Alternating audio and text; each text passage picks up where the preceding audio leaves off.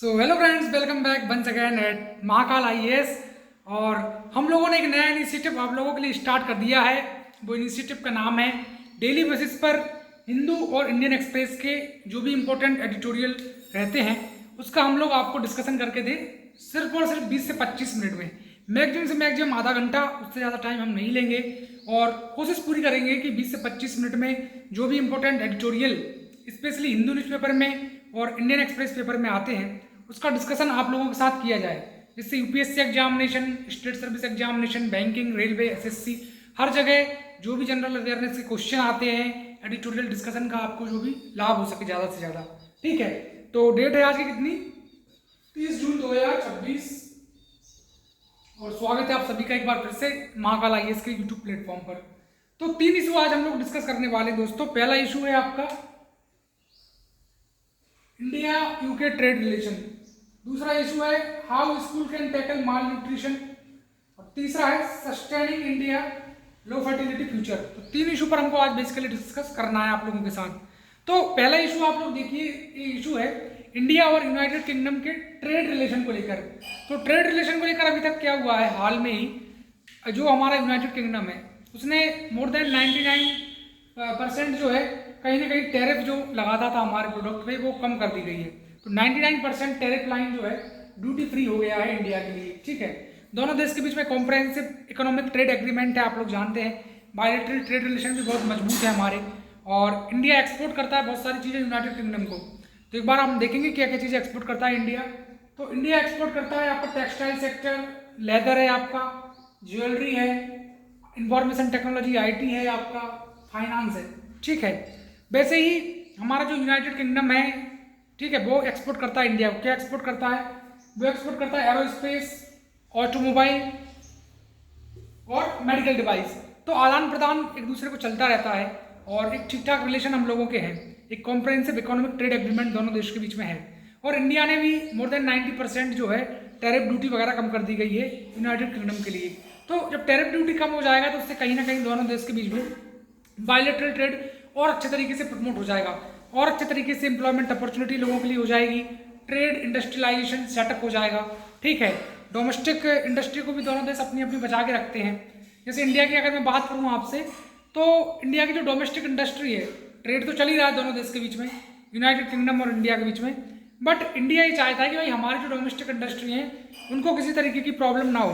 तो domestic industry जैसे आप लोग जानते हैं, जैसे हमारी जो मिल्क इंडस्ट्री है, बटर इंडस्ट्री है, ठीक है, और उसके साथ साथ फूड प्रोसेसिंग इंडस्ट्री जो हमारी बेसिकली है, डेयरी प्रोडक्ट है आपका, एडिबल ऑयल है, इसको इंडिया बचा के रखता है।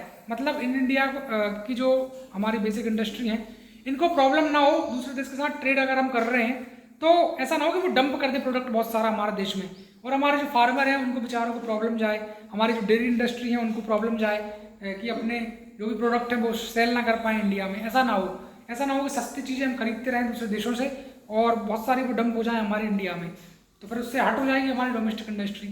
वैसे ही यूनाइटेड किंगडम का भी पूरा जो रोल है अपनी इंडस्ट्री को बचाने का, वो है बेसिकली शुगर इंडस्ट्री उनकी जो है, राइस इंडस्ट्री जो है, पोल्ट्री इंडस्ट्री जो है। और इंडिया और यूनाइटेड किंगडम का बेसिकली अगर हम बात करें एक टर्म्स में कि टोटल कितना अमाउंट ट्रेड का, तो आप लोग देख सकते हैं डॉलर 25.5 यूरो 25.5 बिलियन का दोनों देश के बीच में जो है कहीं ना कहीं ट्रेड है। तो 25.5 बिलियन आप लोग जो है याद रखेंगे। ठीक है, तो इस तरीके से हमने बेसिकली कुछ बातें देखी हैं इस आर्टिकल के अंदर। बहुत ज़्यादा तो कुछ नहीं दिया था न्यूज़पेपर में, हिंदू न्यूज़पेपर में, बट एनालिसिस करने के बाद यही समझ में आया है। ये हिंदू न्यूज़पेपर का आर्टिकल है। ठीक है, तो इस पूरे को जब मैंने एनालाइज करा तो बस यही इंपॉर्टेंट पॉइंट्स निकल कर आए हैं। तो आपके लिए क्या इंपॉर्टेंट है, एक तो एक्सपोर्ट, इंडिया का एक्सपोर्ट करता है, यूनाइटेड किंगडम के एक्सपोर्ट करता है, डोमेस्टिक इंडस्ट्री किस तरीके से सेफ गार्ड की गई है, कितना ट्रेड है 25.5 बिलियन, ये याद रखना। और याद रखना कॉम्प्रहेंसिव इकोनॉमिक ट्रेड एग्रीमेंट अगर पूछे किस दो देशों के बीच में हुआ है तो वो इंडिया और यूके है। अब सेकंड आर्टिकल पर हम चलते हैं। सेकंड आर्टिकल क्या बोलता है कि किस तरीके से स्कूल टैकल कर रहा है माल न्यूट्रिशन को, how school can tackle mall nutrition. Mall nutrition क्या चीज़ है वो आप जानते हैं कि कहीं ना कहीं जो सफिशियंट फूड मिलना चाहिए बचपन में बच्चों को वो नहीं मिल रहा है। ठीक है, सफिशियंट जो न्यूट्रिशन फूड मिलना चाहिए, जो विटामिन होना चाहिए हमारे फूड में, ठीक है, विटामिन होना चाहिए, प्रोटीन होना चाहिए, वो नहीं होते हैं तो कई बार एनीमिया की शिकायत हो जाती है, कई बार लोगों का ब्लड उतना नहीं रहता बच्चों का। और साथ ही साथ चाइल्ड स्टंटिंग के केस आप लोग देख सकते हैं। नेशनल फैमिली हेल्थ सर्वे 5 की अगर मैं बात करूँ आपसे, तो चाइल्ड स्टंटिंग के केसेस देखने को मिले, चाइल्ड वास्टिंग के केसेस देखने को मिले। स्टंटिंग का मतलब होता है कि आपकी हाइट जो है ना, आपकी एज के अकॉर्डिंग आपकी हाइट उतनी नहीं है। लेट सपोज कोई 10 साल का लड़का है और उसकी हाइट है 2 फीट, तो ठीक बात नहीं है। तो इसमें टोटल 35.5% है। डेटा आप यूपीएससी मेंस एग्जामिनेशन में यूज कर सकते हैं कि as per national family health survey 5 जो चाइल्ड स्टंटिंग के केसेस हैं वो 35.5% है।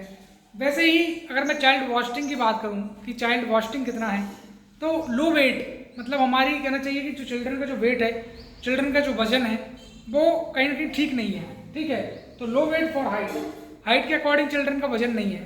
हाइट है आपकी 5 फीट और वजन है आपका 20 किलो, तो वो एक ठीक बात नहीं है। ठीक है, तो इस डेटा को भी आप यूज कर सकते हो चाइल्ड वास्टिंग को। अंडरवेट के बहुत सारे केसेस देखने को मिल रहे हैं। चिल्ड्रन का वजन बहुत कम दिखता है, जनरली 20 किलो 25 किलो होना चाहिए, 40 किलो नहीं है उतना। अगर उनकी एज मतलब सपोज की 15 से 20 साल भी है तो उतना नहीं रहता है वजन। तो सारा data national family health survey 5 से लिया गया है। इसको आप भरपूर तरीके से मेंस एग्जामिनेशन में यूज करेंगे और अच्छे नंबर आपके आएंगे। वैसे ही कुछ चीज़ें कि भाई माल न्यूट्रिशन अगर जो प्रॉब्लम है ये होती है तो क्या क्या समस्या होती है, तो डायबिटीज है, हाइपरटेंशन है, और कई बार तो डायबिटीज हाइपरटेंशन के साथ साथ बहुत ज़्यादा फैट निकलता है बच्चों का पेट। तो उसमें क्या है कि कई बार बच्चे क्या अल्ट्रा प्रोसेस्ड फूड जो है ना उस पर बहुत ज़्यादा उसको कंज्यूम करते हैं। अब जैसे अब पिज़्ज़ा बर्गर आपने देखा होगा, कई बच्चे पिज़्ज़ा बर्गर दिन भर चबाते खाते रहते हैं, पिज़्ज़ा बर्गर पर बहुत ज़्यादा डिपेंड हो गए। बहुत ज़्यादा ऑयली फूड, बहुत ज़्यादा शुगर फूड जिसमें शुगर का कंजम्पशन बहुत ज़्यादा है। और बहुत सारी जो इंडस्ट्री वो क्या करती हैं, लेबल भी नहीं करती हैं, प्रॉपरली लिखा भी नहीं होता उसमें कि शुगर की मात्रा कितनी है, एनर्जी की मात्रा कितनी है। कई जगह डेट निकली चीज़ें भी बहुत ज़्यादा मैं देखता हूँ मेरे यहाँ पर, तो डेट निकली चीज़ें रखे रहते हैं दुकानदार। ठीक है, तो जब तक उनको 10 बात मत सुनाओ तब तक तो वो उनको निकालते भी नहीं है अपनी दुकान से। कंज्यूमर जो फूड प्रोसेसिंग इंडस्ट्री है वो भी उतना तरीके से फोकस उसका लैकिंग है कहीं ना कहीं। जब तक वो पूरा फोकस नहीं करेंगे तब तक ये लोग जो है दुकानदार बिल्कुल भी डेट निकली चीज़ें देते रहेंगे बच्चों को और बच्चे बीमार होते रहेंगे। चाइल्ड वोमिटिंग के केसेस हमको देखने को मिलेंगे, फूड पॉइजन के देखने को मिलेंगे इंस्टांसेस। तो अल्ट्रा प्रोसेस्ड फूड आपका जो है हाई शुगर और सॉल्ट इंटेक जो है ना, तो हाई शुगर और सॉल्ट इंटेक रहेगा तो बीपी की, ब्लड प्रेशर की समस्या रहेगी, हाइपरटेंशन की समस्या रहेगी। तो हेल्थ इज वेल्थ वाला जो कंसेप्ट है वो हमको फॉलो करना चाहिए कहीं ना कहीं। और एक हेल्दी फूड अगर हम खाएंगे ना तो हेल्दी फूड से हेल्दी माइंड डेवलप होगा, रैशनल थिंकिंग आएगी थॉट में। और अनहेल्दी फूड अगर हम कंज्यूम करेंगे तो फिर ओवरऑल हमारी जो दिनचर्या है, डेली लाइफ है, वो बहुत ज़्यादा अफेक्ट हो जाएगी। ठीक है, तो फूड लेवल होना चाहिए कहीं ना कहीं। Let's fix our food, initiative एक ऑर्गेनाइजेशन का ICNR का, लेट फिक्स आवर फूड, उसमें फूड लेवलिंग की बात की गई है, रेगुलेशन ऑफ अनहेल्दी फूड की बात की गई है। ठीक है, तो बेसिकली 2 इंपॉर्टेंट आर्टिकल हमने डिस्कस किए हैं। एक बार मैं देख लूँ जरा उस तरफ जाकर वीडियो सही से रिकॉर्ड हो रहा है या नहीं, और तीसरे पर आते हैं लोग। ठीक है,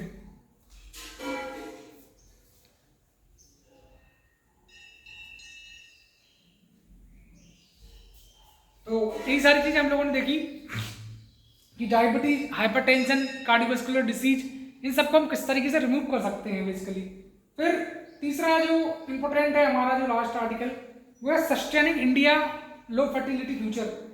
मतलब लो फर्टिलिटी के इंस्टांसेस अब देखने को मिल रहे हैं। जैसे अगर आप बात करो बिहार की, आप बात करो राजस्थान की, तो वहाँ पर तो फर्टिलिटी कितनी है आपकी, लगभग 2.6 2.8 के इंस्टांसेस मिलेंगे। बिहार यूपी में 2.8 2.9 है, राजस्थान में 2.6 है। बट अगर हम केरल में जाएं, कर्नाटक में जाएं, तमिलनाडु में जाएं, दिल्ली में जाएं, तो वहाँ पर लगभग 1.9 के करीब है। ठीक है, 2 से कम ही है। और ओवरऑल जो फर्टिलिटी अभी की जो है इंडिया की टोटल फर्टिलिटी रेट, जिसे हम TFR भी बोलते हैं, तो टोटल फर्टिलिटी रेट आज की डेट में 1.9 है। ठीक है, 1.9 आप याद रखेंगे। और रिप्लेसमेंट लेवल है आपका 2.1, तो रिप्लेसमेंट लेवल याद रखना 2.1, और टोटल फर्टिलिटी रेट है 1.9। टोटल फर्टिलिटी रेट का मतलब होता है कि अपनी एवरेज एज में एक महिला या एक वुमेन अपनी एवरेज एज में कितने बच्चों को रिप्रोडक्शन कर सकती है, कितने बच्चे पैदा कर सकती है, मतलब महिला जो है अपनी एवरेज एज में, तो वही टोटल फर्टिलिटी रेट है। और वो निकल के कितना आया है 1.9, तो 2 से भी कम है जो कि हमारी ओवरऑल।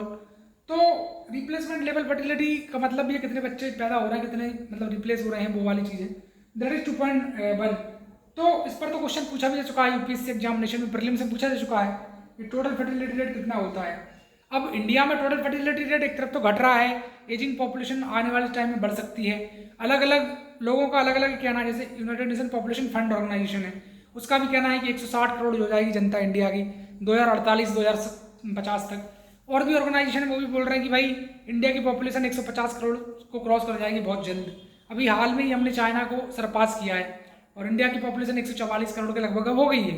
ठीक है, तो इंडिया में अगर हम बेस्ट से अगर सिचुएशन को थोड़ा सा अगर कंपेयर करें तो बेस्ट में जैसे जापान है, आपका रसिया वगैरह है, तो वहाँ पर तो ये फ्रांस है, तो वहाँ पर क्या नई नई पॉलिसी बना दी जा रही है, पेंशन रेगुलेटरी स्कीम वहाँ पर है, टैक्स बेस स्ट्रक्चर बहुत अच्छा है, डिवोल्यूशन ऑफ टैक्स अच्छा है, लोगों के लिए बहुत सारी सुख सुविधाएं हैं, हेल्थ बेनिफिट है, हेल्थ बीमा इंश्योरेंस वगैरह है, तो इतनी प्रॉब्लम नहीं है। बट इंडिया में आज भी क्या है, रेगुलेटरी मैकेनिज्म बहुत कम है, फॉर्मल सेक्टर में जॉब कम है, इनफॉर्मल सेक्टर में जॉब ज़्यादा है, उनके लिए उतने ज़्यादा मेजर्स भी नहीं लिए गवर्नमेंट के द्वारा।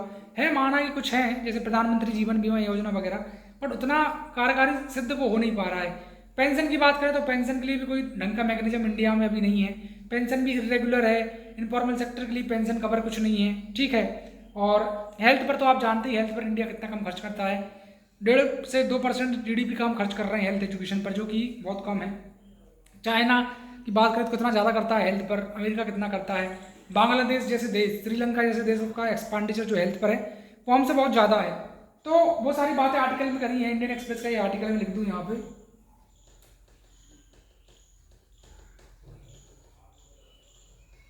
तो इंडियन एक्सप्रेस का बेसिकली ये आर्टिकल है और इसमें डिमांड फॉर वर्कर जो ओल्ड स्टेट है ना, तो क्या है कि जब कई जगह जो है वर्कर की जब कमी होगी, जब एजिंग पॉपुलेशन हो जाएगी ना, ओल्ड एज पॉपुलेशन ज़्यादा हो जाएगी, ज़्यादा बच्चे नई एज की पैदा नहीं होंगे, तो फिर उससे तो कहीं कहीं बहुत सारी समस्याएं हमको आएंगी। हमारे जैसे राजस्थान जैसे गुजरात में जाते हैं लोग काम करने, राजस्थान से बिहार से, और मुंबई में जाते हैं, तो फिर वहाँ पर डिमांड और ज़्यादा बढ़ जाएगी क्योंकि पॉपुलेशन एजिंग होगी तो नए यूथ की कमी दिखने को मिलेगी। GDP पे भी उस पर हमारा जो ग्रॉस डोमेस्टिक प्रोडक्ट है देश का, टोटल वैल्यू जो है फाइनल गुड्स एंड सर्विस की जो प्रोड्यूस हम करते हैं, उस पर बहुत ज़्यादा एक फ़र्क देखने को मिलेगा। ठीक है, तो सेक्स रेशियो भी हमारा जैसे बहुत कम होते जा रहा है, 918 है, पहले से तो ठीक है इंप्रूव हुआ है, पहले 960 था, बाकी 956 तो होना चाहिए, क्योंकि मैरिज वगैरह के भी आप लोग जान रहे हैं आजकल कि शादी वगैरह कितनी प्रभावित हो रही हैं, लड़कियों की आजकल बहुत ज़्यादा कमी है। ठीक है, और लड़कियों की कमी अगर रहेगी तो फिर रिप्रोडक्शन कितना कम होगा, बच्चे उतने नहीं पैदा होंगे, तो फिर कल के दिन इंडस्ट्री हमारा जो है, ह्यूमन कैपिटल का जो फॉर्मेशन है वो हर चीज़ अफेक्ट होगा, और उससे हमारे देश का जो विकसित भारत का जो गोल की हम बात कर रहे हैं चिल्ला चिल्ला के 2047 तक, सबका साथ सबका विकास सबका प्रयास सबका विश्वास, वो अचीव करना थोड़ा मुश्किल हो जाएगा, सस्टेनेबल डेवलपमेंट गोल को प्रमोट करना मुश्किल हो जाएगा।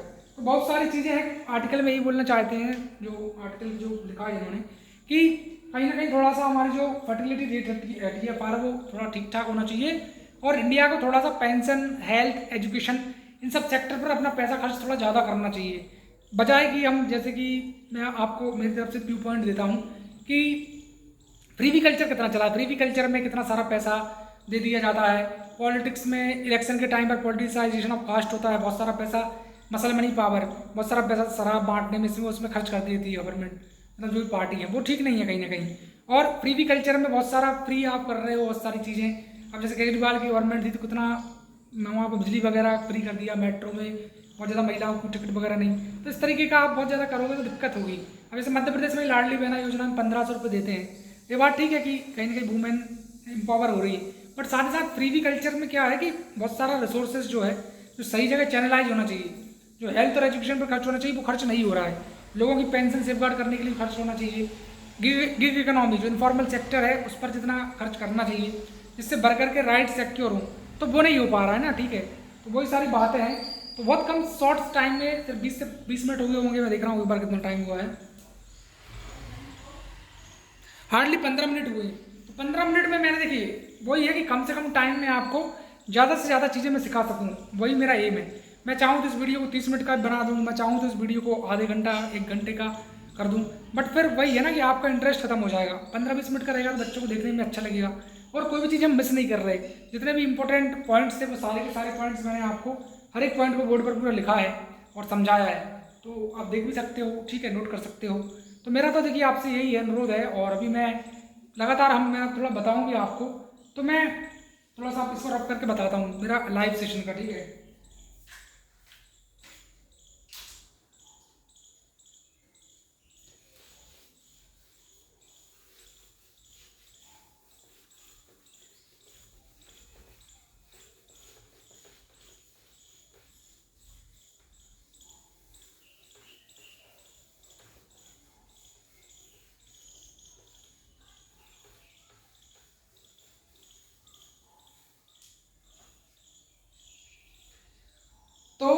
यहाँ पे मैं ये बता सकता हूँ आपको मेरा लाइव सेशन में आने का टाइम है, कब कब लाइव आता हूँ, क्योंकि बहुत सारा फ्री हम पढ़ा रहे हैं यूपीएससी के 1700 वीडियो कुछ डाल दिए हैं, बट सब्सक्राइबर बहुत कम है 545। थोड़ा सपोर्ट करें आप लोग, ज़्यादा से ज़्यादा वीडियो को लाइक करें, शेयर करें, सब्सक्राइब करें।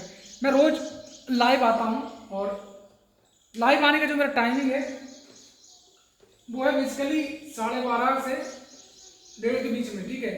जनरली मैं इसी टाइम पर लाइव आता हूँ 12:30 से 1:30, तो रोज़ आप जुड़ें। और आज जैसे मैं लाइव में डिस्कस करने वाला हूँ पॉलिटी का लेक्चर नंबर 3, जिसमें सेपरेशन ऑफ पावर की हम बात करेंगे। इसमें मॉन्टेस्क्यू की थ्योरी, बहुत कुछ हम डिस्कस करेंगे, separation of power, Ram Jawaya Kapur case, Ratan Chand case, ठीक है, एन.वी. रमन्ना ने क्या बोला था, तीनों ऑर्गन के बीच में पावर को सेपरेशन को लेके सारी बातें हम लोग देखेंगे। तो 12:30 से 1:30 के बीच में आप रोज मुझसे जुड़ा करें, लाइव सेशन में लेता हूँ इसी महाकाल IAS के यूट्यूब पर। और ज़्यादा से ज़्यादा इस वीडियो को लाइक करें, शेयर करें, सब्सक्राइब करें। Thank you friends. और मिलेंगे हम कल आपसे, मतलब वैसे तो आज ही मिलेंगे लाइव सेशन में, और कल का न्यूज़पेपर कल हम डिस्कस कर लेंगे।